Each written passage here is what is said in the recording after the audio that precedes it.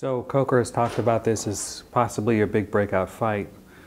Do you agree with him on that? Do you think that this is the kind of fight that you need to get you the title shot? Or is there something else that you feel you need to do?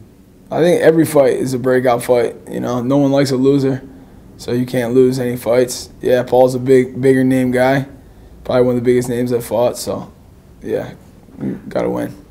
How long have you followed his career for? Paul's career? I mean, I don't really follow anybody's career. I'm not a big MMA fan myself, but obviously I know his name. You know, he's been around a while.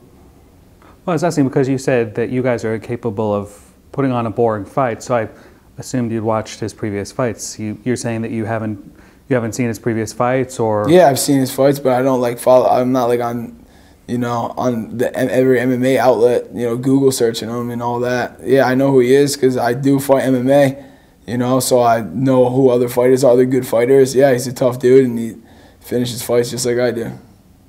You said he was, you know, an old school fighter, and that was something that I got the sense you really respect that he's an old school kind of fighter. And that you mentioned Instagram and Twitter as you guys just don't go around Instagramming and tweeting wherever you are at every moment. What's wrong with social media?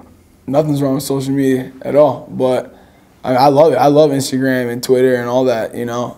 And but I don't know, I just think it's funny the guys who every time they go to a gym they got to check in and, you know, post their workouts and all that. Like, who are you trying to convince that you're working hard, you know? I think that's them trying to convince themselves that they're doing enough to win, you know, where I know I do enough to win. I don't got to be, you know, blasting out there on the internet.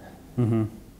So where do you think you're better than Paul when it comes to the skills you guys have inside the cage? Well, I mean, on paper, I'm a better wrestler because he didn't wrestle and I did.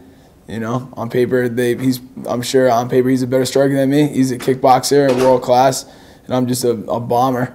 But shit, I can, you know, if he wants to stand, we'll stand. If I choose to go to the ground, we'll go to the ground. So whatever I want to do, we'll do.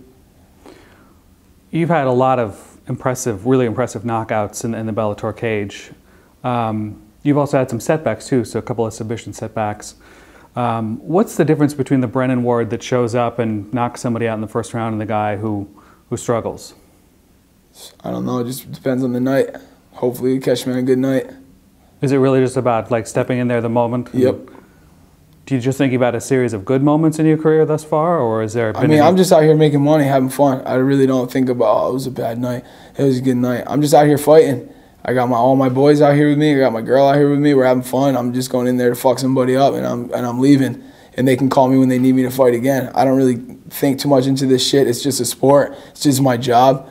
You know, I really don't. It is what it is. Is there anybody in particular you want to fight down the road after Paul? I could care less. So they give you the title shot tomorrow. Sure thing. Let's do it.